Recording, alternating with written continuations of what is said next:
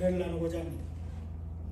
오늘 우리가 살펴볼 창세기 27장은 이삭이 야곱을 축복하는 내용입니다. 문자적으로 보면 단순히 아버지가 아들을 축복하는 것이지만, 그러나 이 축복은 단순히 아버지가 아들을 축복하는 내용과는 많이 다릅니다. 임종을 앞둔 아버지가 사랑하는 아들에게 하는 일종의 그 유언과는 다르다는 것입니다. 언약의 자손인 이삭의 축복은 언약의 계승을 나타내기 때문입니다. 족장으로서 이삭의 축복은 족장의 전승을 계승하고 있기 때문입니다. 그러므로 이삭의 축복은 단순한 축복과 유언의 의미를 훨씬 뛰어넘는 중요한 의미가 있습니다.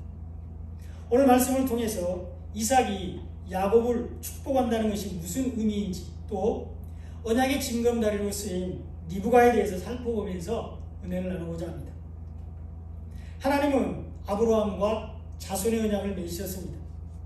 하나님은 아브라함에게 큰 민족을 이룰 것이라고 말씀하셨습니다. 창세기 12장 2절에 보면 내가 너로 큰 민족을 이루고 내게 복을 주어 내 이름을 창대하게 하리니 너는 복이 될지라, 이렇게 말씀하고 있습니다. 아브라함의 후손이 큰 민족을 이룰 것이라고 말씀하고 있습니다. 또 창세기 15장 5절에도 보면 그를 이끌고 밖으로 나가 이르시되 하늘을 우러러 뭇별을 셀 수 있나 보라. 또 그에게 이르시되 내 자손이 이와 같으리라, 이렇게 말씀하고 있습니다.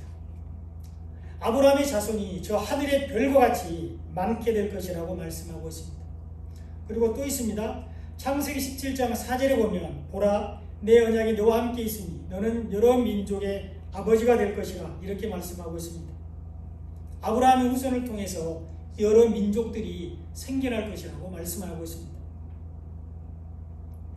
또한 7절에도 보면 내가 내 언약을 너와 너 및 내 대대의 후손 사이에 세워서 영원한 언약을 삼고 너와 내 후손의 하나님이 되리라, 이렇게 말씀하고 있습니다.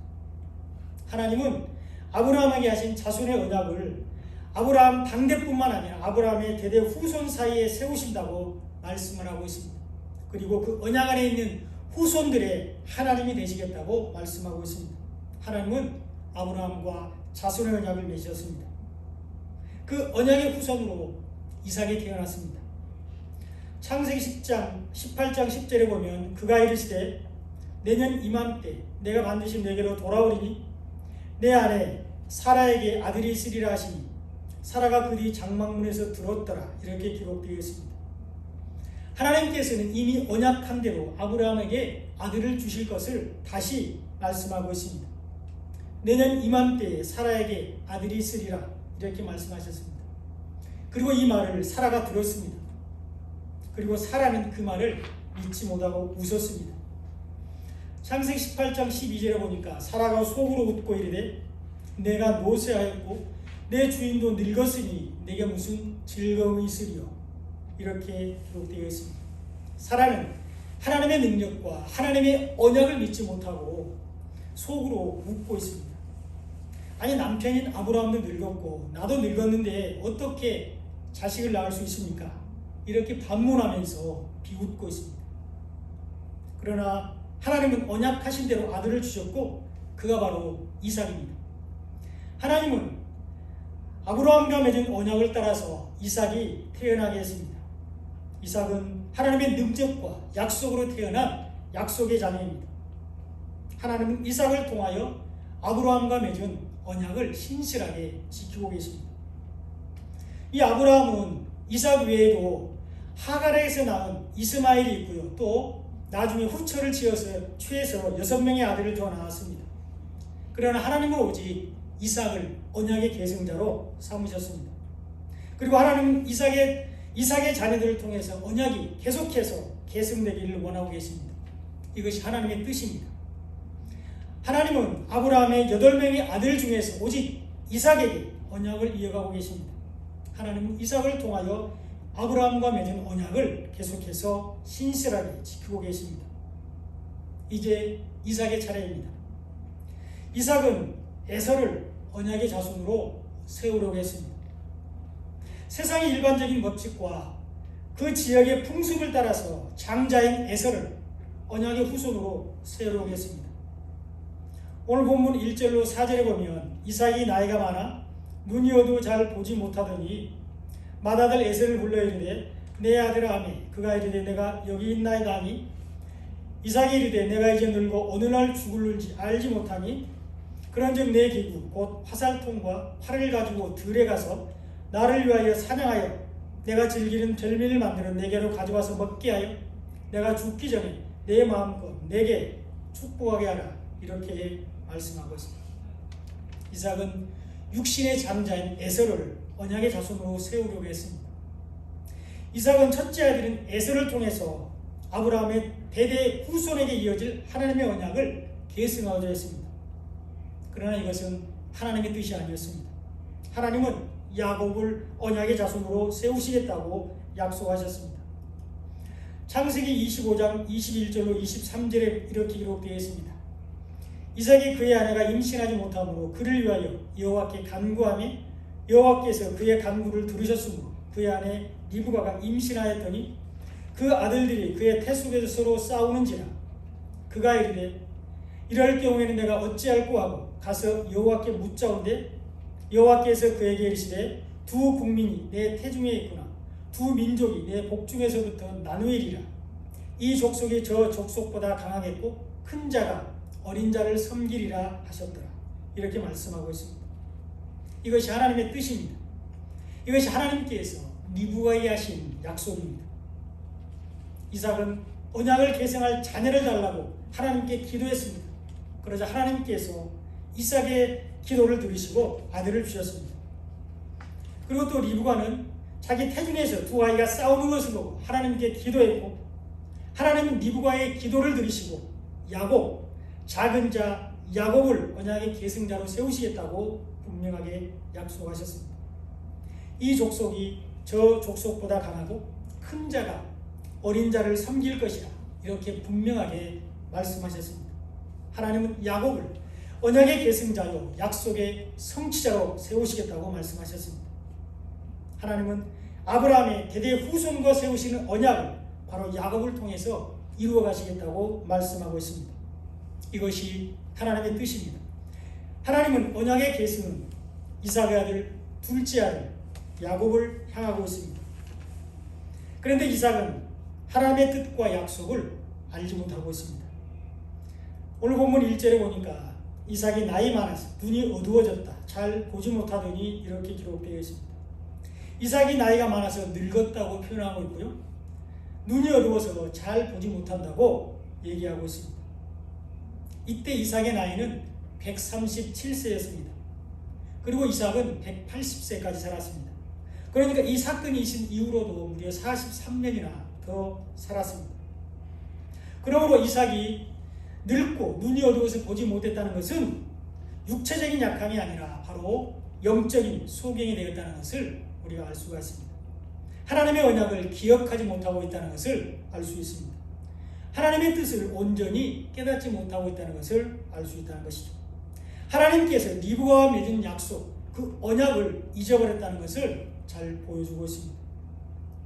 2절에도 보니까 내가 이제 늙어 어느 날 죽을는지 알지 못하니 이렇게 말하고 있습니다. 이삭의 기력이 세해졌다기보다는 율법에 앉아서 율법의 무게에 눌려서 일어나지 못하고 있다는 것을 말하고 있습니다. 복음 안에서 자유해야 되는데 그렇지 못하고 율법 안에서 종노릇하고 있는 것을 잘 보여주고 있습니다. 생명의 주관자이신 하나님의 뜻을 전적으로 깨닫지 못하고 있다는 것을 보여주고 있습니다. 그래서 에서에게 사냥하여 별미를 만들어 오라고 말하고 있습니다. 내 기구 곧 화살통과 활을 가지고 들에 가서 나를 위하여 사냥해서 별미를 만들어 오라 이렇게 말하고 있습니다. 이삭은 하나님의 뜻과 하나님의 약속을 따라서 언약을 계승하지 않고 인간의 행위로 만든 별미를 먹고 장자인 에서를 축복하겠다고 말하고 있습니다. 하나님의 뜻이 아닌 에서의 화살통과 활을 사용하고 있습니다. 복음이 아닌 율법으로 언약의 후손을 세우려고 하고 있습니다. 하나님의 의가 아닌 인간의 의로 만든 별미를 먹고 죽기 전에 에서에게 마음껏 축복하겠다고 4절에서 말씀하고 있습니다. 내가 즐기는 별미를 만들어 내게로 가져와서 먹게 하여 내가 죽기 전에 내 마음껏 너에게 에서에게 축복하게 하라 이렇게 말하고 있습니다. 이삭은 하나님의 뜻을 온전히 깨닫지 못하고 있습니다. 이삭은 하나님께서 리브가에게 하신 약속을 전혀 기억하지 못하고 있습니다. 우리는 어떻습니까? 여러분과 저는 어떤가요? 여러분은 하나님의 뜻을 잘 알고 계신가요? 여러분 한 사람 한 사람을 향하신 하나님의 뜻을 잘 알고 계시나요? 그리고 그 하나님의 뜻에 온전히 순종하고 계십니까? 지금 하나님께서 우리를 보시고 바로 나를 보시고 기뻐하시고 영광을 받고 계시나요? 우리가 이삭에게 왜 언약을 잃어버렸냐고 책망할 수 있을까요? 우리가 이삭에게 왜 하나님의 약속을 기억하지 못했냐고 반문할 수 있을까요? 우리가 이삭에게 왜 영적인 소경이 되었냐고 비난할 수 있겠느냐 하는 것입니다. 우리도 항상 믿음으로 깨어있지 않으면 영적인 소경이 될 수 있습니다. 우리도 항상 말씀으로 깨어있지 않으면 하나님의 뜻을 잊어버릴 수가 있습니다. 우리도 항상 우리 안에 내주하시는 성령의 인도를 받지 않으면 하나님께서 우리에게 맡긴 사명을 잊어버리고 세상을 쫓아갈 수 있습니다. 우리도 항상 영적으로 깨어있지 않으면 하나님의 뜻이 아닌 내 뜻과 내 소견에 옳은 대로 행동하게 됩니다. 우리도 항상 말씀으로 무장하지 않으면 복음으로 형제를 사랑하고 섬기는 것이 아니라 나도 모르게 율법에 앉아서 율법으로 남을 판단하고 비난하고 정죄하기 쉽다는 것입니다. 우리는 한순간도 하나님의 은혜가 임하지 않으면 마음이 완악해져서 죄의 유혹에 빠지게 됩니다. 하나님의 영광을 가리게 된다는 것입니다. 그러므로 우리는 항상 깨어 있어야 합니다. 항상 우리는 믿음 안에 있고 은혜 안에 있어야 합니다. 그리고 그 말씀의 능력 안에 있어야 될 줄로 믿습니다. 에서를 축복하려는 이삭의 말을 리브가가 들었습니다. 하나님께서 리브가에게 듣게 해주셨습니다. 우연히 들은 게 아니고요. 하나님께서 리브가에게 이삭의 말을 듣게 하셨다는 것입니다. 하나님의 약속을 가진 리브가가 이삭의 말을 들었습니다. 그리고 리브가는 교회를 상징합니다. 성경에서 교회는 여자를 상징한다고 우리가 성경 공부 시간에 자세히 살펴봤습니다. 리브가는 교회를 상징하고 있습니다. 하나님은 교회인 리브가에게 이삭의 말을 듣게 했고 하나님께서 리브가에게 하신 약속을 기억하게 했습니다. 하나님께서 교회에 하나님의 구원의 비밀, 언약의 계승의 비밀을 알려주고 있다는 것을 잘 알 수 있습니다. 하나님은 리브가를 통해서 언약과 약속을 이루어가고 있습니다. 하나님은 교회를 통해서 구속사의 언약을 이루어가고 계십니다. 하나님은 교회를 통해서 인류 구원의 약속을 신실하게 이루어가십니다. 하나님은 예수님의 핏값으로 세우신 교회를 통해서 구속사에게 언약을 이루어가십니다. 하나님은 예수님이 머리 되신 교회를 통해서 인류 구원의 약속을 성취하기를 원하십니다. 리브가를 통해서 교회를 통해서 하나님의 언약과 약속이 신실하게 이루어지고 있습니다. 인간이 만든 별미가 아닌 하나님께서 만든 별미를 가지고 언약을 이루어 가십니다. 리브가는 염소 새끼 2마리를 가지고 별미를 만들었습니다. 오늘 본문 9절을 보니까 염소 떼에 가서 거기서 좋은 염소 새끼 2마리를 내게로 가져오면 내가 그것으로 내 아버지를 위하여 그가 즐기시는 별미를 만들리니 이렇게 말하고 있습니다. 리브가는 야곱에게 좋은 염소 새끼 2마리를 가져오라고 말하고 있습니다. 이 염소는 구약의 제사에서 하나님께 드리는 제물로서 바로 예수님을 예표하고 있습니다. 구약의 5가지 동물, 5축은 바로 예수님을 상징하고 있습니다. 하나님은 오직 예수님만 받으십니다. 좋은 염소 새끼는 흠이 없고 온전하신 예수님을 예표하고 있습니다. 그리고 좋은 염소 새끼 2마리는 예수님의 죽으심과 부활을 상징적으로 보여주고 있습니다. 예수님이 우리 죄를 위해서 십자가에서 죽으신 것을 말하고 있습니다. 그리고 죽으신 예수님이 3일 만에 부활하셔서 우리에게 부활의 소망을 주신 것을 말씀하고 있습니다.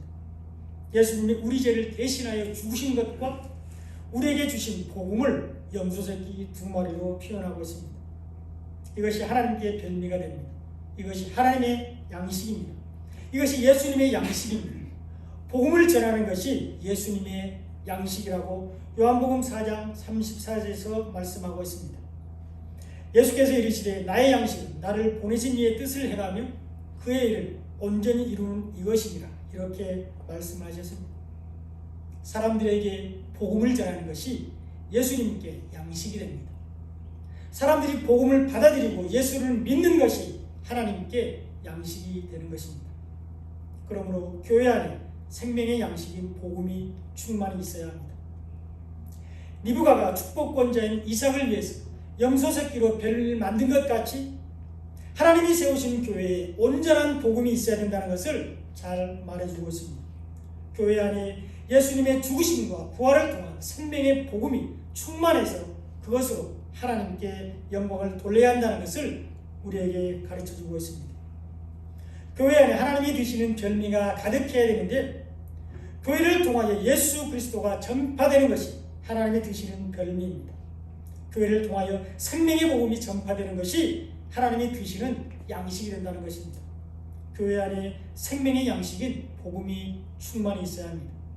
교회 안에 복음이 없으면 하나님이 기뻐하시는 교회가 아닙니다. 하나님은 교회를 통하여 예수 그리스도가 전파되기를 원하며 하나님은 교회를 통하여 복음의 빛이 땅끝까지 증거되기를 원하고 계십니다. 교회 안에는 생명의 양식인 복음이 있어야 합니다. 그리고 이 복음은 인간이 만든 것이 아닙니다. 하나님께서 예수 그리스도를 통하여 이 복음을 만드셔서 우리에게 주셨습니다. 그 복음이 우리 안에 있고 이 복음을 가진 우리가 바로 교회입니다. 그러므로 우리는 리브가가 이삭에게 별미를 만들어준 것 같이 하나님께 별미를 드려야 되는데 우리가 하나님의 뜻을 아는 것이 우리가 하나님께 드릴 수 있는 별미입니다. 우리가 하나님의 일을 하는 것이 우리가 하나님께 드리는 별미가 된다는 것입니다. 하나님의 뜻은 모든 사람이 구원을 받는 것입니다. 하나님의 일은 우리가 다른 사람들에게 복음을 전하는 것입니다. 우리 안에 있는 복음을 다른 사람들에게 나누는 것이 하나님의 뜻입니다. 우리 안에 있는 생명의 말씀을 다른 사람들에게 전하는 것이 하나님의 일입니다. 그러므로 우리가 하나님의 뜻을 알고 하나님의 일을 하는 것, 그것이 바로 우리가 하나님께 드리는 별미가 된다는 것입니다. 하나님은 예수님을 통해서 우리에게 복음을 주셨습니다. 이 복음이 증거되는 것이 하나님의 언약과 약속입니다. 이 하나님의 언약과 약속이 오늘 우리가 살펴보고 있는 리브가를 통해서 성취되고 있습니다. 그런데 리브가는 인간적인 관점으로 볼 때는 남편인 이삭을 속였습니다. 리브가는 세상적인 기준으로 볼 때 결코 옳지 않은 방법을 사용했습니다. 그러나 그때는 그것이 최선이었습니다. 우리가 이해되지 않고 납득할 수 없어도 이것은 리브가가 할 수 있는 최선의 일이었고 이것은 하나님이 사용하신 방법이었습니다. 하나님은 언약을 기억하는 리브가를 통해서 언약을 계승하고 있습니다. 하나님은 약속을 기억하고 있는 리브가를 통해서 하나님께서 리브가에게 하신 약속을 성취해가고 계시는 것입니다. 리브가는 하나님의 뜻과 약속을 알고 있었고 그것이 이루어지기를 원했습니다. 로마서 8장 28절에 보면 우리가 알거니와 하나님을 사랑하는 자 곧 그의 뜻대로 부르심을 입은 자들에게는 모든 것이 합력하여 선을 이룬다. 이렇게 기록되어 있습니다. 하나님은 하나님을 사랑하는 자를 통해서 선을 이루어 가십니다. 하나님은 하나님의 뜻대로 부르심을 입은 자들을 통해서 선을 이루어 가십니다. 그리고 하나님께 선은 사람들이 예수 그리스도를 믿는 것입니다. 하나님께 선은 사람들이 복음을 받아들이고 믿는 것이 하나님께 선이 됩니다. 그리고 하나님은 이 선을 위하여 모든 것이 합력하게 하십니다. 하나님은 이 선을 리브가를 통해서 이루어가고 계십니다. 이 리브가의 행동은 위험하고 엄청난 희생이 따르는 행동입니다. 리브가가 이삭에게 한 행동은 아무나 쉽게 할 수 있는 그런 행동이 아닙니다. 리브가가 자기 둘째 아들 야곱을 위해서 하는 행동은 많은 고통이 따르는 행동입니다. 남편을 속이는 일은 큰 위험이 될 수 있습니다. 남편을 속이고 야곱이 축복을 받게 하는 것은 장자인 에서에게 엄청난 미움과 또 박해를 받을 수 있는 위험한 행동입니다. 그리고 남편을 속이는 리브가의 행동은 저주를 받을 수 있습니다. 오늘 본문 13절에 보면 이렇게 기록되어 있습니다. 어머니가 그에게 이르되 내 아들아 너의 저주는 내게로 돌리리니 내 말만 따르고 가서 가져오라 이렇게 말하고 있습니다. 야곱이 염려돼서 축복은 고사하고 저주를 받을까 두렵다 했더니 그 모든 저주는 나에게 돌리라, 어머니에게 돌리라, 교회에 돌리라고 말하고 있습니다. 리브가는 저주를 무릅쓰고 남편을 속이고 언약의 계승자로 야곱을 계승자로 만들고 있습니다. 리브가는 저주를 말하지 않고 야곱을 약속의 성취자로 만들고 있습니다. 그런데 사실 이 저주는 예수님이 받으셨습니다. 리브가가 감당하겠다고 말한 저주는 교회의 머리 대신 예수님이 받으셨습니다. 예수님이 십자가에서 율법의 저주로 죽으시고 우리에게 복음을 주셨습니다. 야곱을 위해서 저주를 두려워하지 않았던 리브가처럼 예수님은 우리를 하나님의 자녀가 되게 하시기 위해서 십자가를 지었습니다. 예수님은 우리를 구원하시기 위해서 십자가를 지셨는데 나무에 달린 자마다 저주를 받은 자라고 갈라디아서 3장 13절에서 말씀하고 있습니다. 그리스도께서 우리를 위하여 저주를 받은 바 되사 율법의 저주에서 우리를 속량하셨으니 기록된 바 나무에 달린 자마다 저주 아래에 있는 자라 하였습니다. 이렇게 기록되어 있습니다. 예수님은 우리를 구원하시기 위하여 나무에 달리셨습니다. 리브가가 말한 저주를 예수님께서 받으셨다는 것을 잘 알 수 있습니다. 예수님은 우리를 구원하시기 위해서 저주를 받으셨습니다.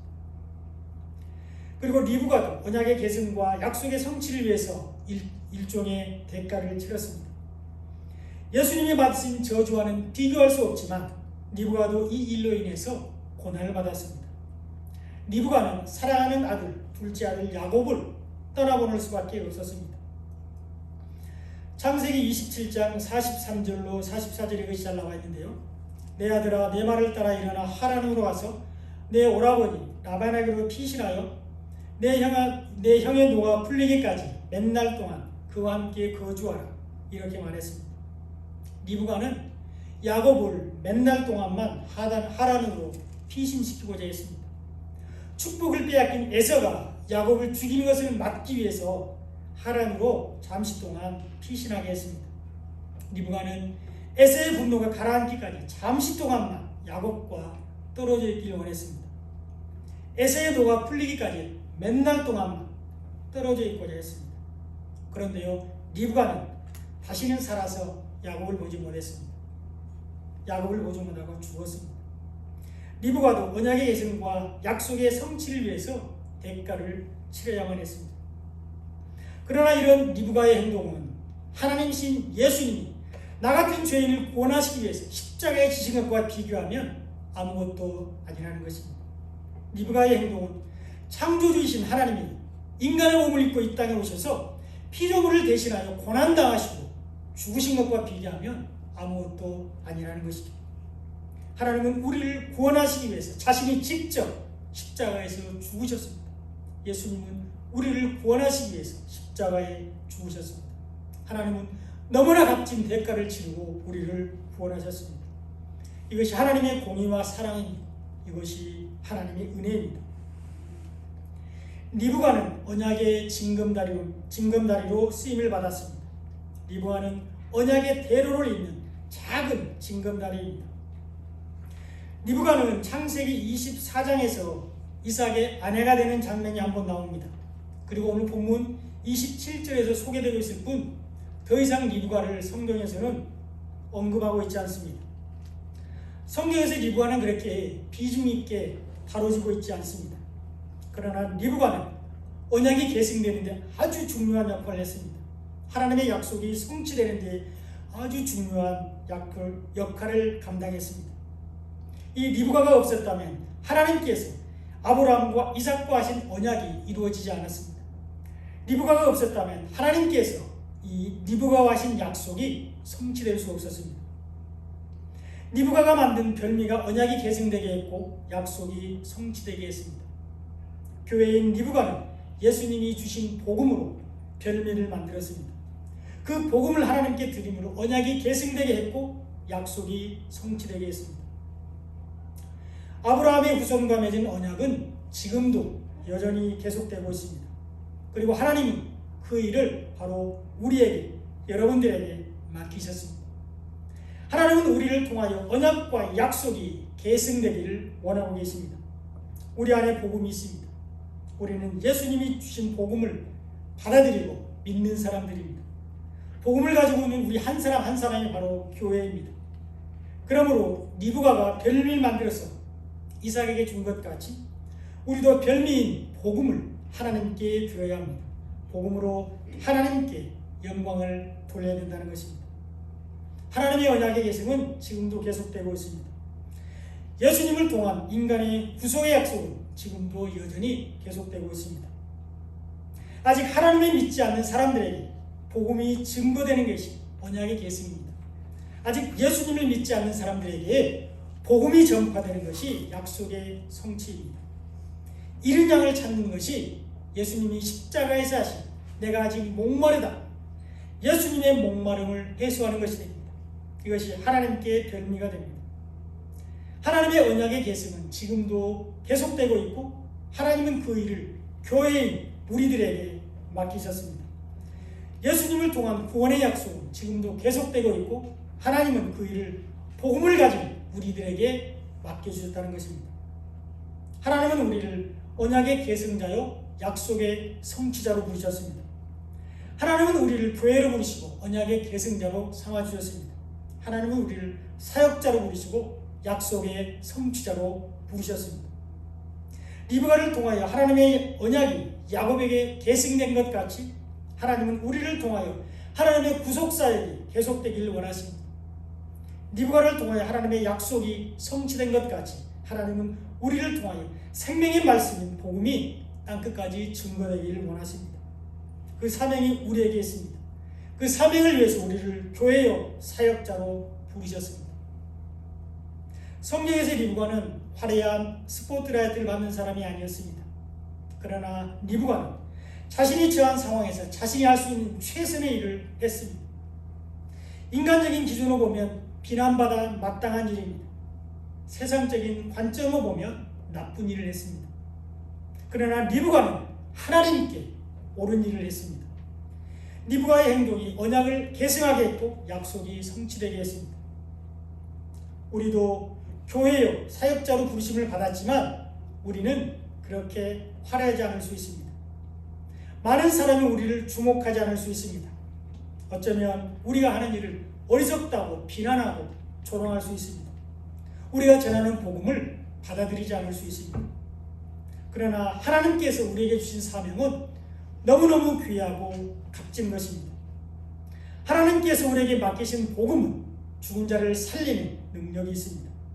그러면 우리도 리브가처럼 우리가 처한 상황과 환경에서 각자에게 맡겨진 우리에게 맡긴 사명을 충실하게 감당해야 합니다. 우리도 리브가처럼 우리가 할 수 있는 최선의 일을 해야 되는데 바로 복음을 전해야 된다는 것입니다. 예수님께서 우리에게 주신 복음을 아직 믿지 않는 사람들에게 전파해야 합니다.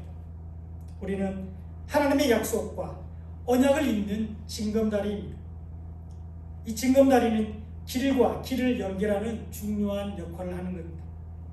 비록 이 징검다리는 길지 않고 또 넓지 않고 튼튼하지 않아도 이 징검다리가 없으면 언약의 길, 약속의 길이 계속 이어질 수가 없습니다. 길이 끊기게 됩니다. 징검다리는 하나님의 언약을 계승하기 위해서 꼭 필요한 것입니다. 이 징검다리는 하나님의 약속을 성취하기 위해서 반드시 필요한 것입니다. 징검다리는 인간을 구원하기 위한 하나님의 구속사역을 위해서 반드시 필요합니다. 하나님은 우리를 언약의 징검다리로 부르셨습니다. 하나님은 우리를 교회로 부르시고 사역자로 부르셨습니다. 하나님의 부르심은 어떤 사람에게는 언약의 대로가 될 수 있습니다. 크게 쓰임받을 수 있습니다. 또 하나님의 부르심은 어떤 사람들에게 약속의 큰 길이 될 수도 있습니다. 크게 쓰임받을 수 있습니다. 그러나 하나님은 우리를 언약과 약속을 잇는 작은 징검다리로 부르셨습니다. 그리고 하나님의 부르심이 어떠한지 우리는 순종하기만 하면 됩니다. 하나님의 부르심은 크고 작은 것이 없기 때문입니다. 모두 소중합니다. 하나님의 부르심은 다 중요하고 소중하다는 것입니다. 이제 말씀의 결론입니다. 하나님은 아브라함과 자손의 언약을 맺으셨습니다.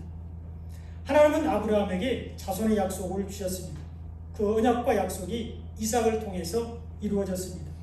그리고 그 언약과 약속은 후손에게 계속 이어지고 있습니다. 하나님의 언약과 약속은 야곱을 향하고 있습니다. 리브가는 언약의 징검다리로서 중요한 역할을 했습니다. 리브가가 없었다면 언약이 계승되지 않았습니다. 리브가가 없었다면 약속이 성취될 수 없었습니다. 그리고 하나님은 우리를 언약의 징검다리로 부르고 계십니다. 하나님은 우리를 약속의 징검다리로 부으셨습니다. 우리가 복음을 전하는 것이 언약을 계승하는 것입니다. 우리가 예수님을 전하는 것이 약속을 성취하는 것이 됩니다. 아브라함이 주신 언약은 예수님을 통해서 이루어졌습니다. 예수를 믿는 자들을 통해서 하늘의 별과 같이 자손이 많아지게 했습니다. 복음을 통해서 하나님의 자녀들이 바다의 모래같이 많아지게 했습니다. 그러나 아직도 찾아야 할 잃은 양이 있습니다. 예수님이 찾으시는 잃은 양이 있다는 것입니다. 그 양을 찾는 것이 언약의 징검다리로서의 우리의 사명입니다. 하나님은 그 일을 연약한 우리에게 맡기셨습니다. 그리고 하나님은 그 일을 전도의 미련한 방법으로 이루어 가시기를 원하십니다.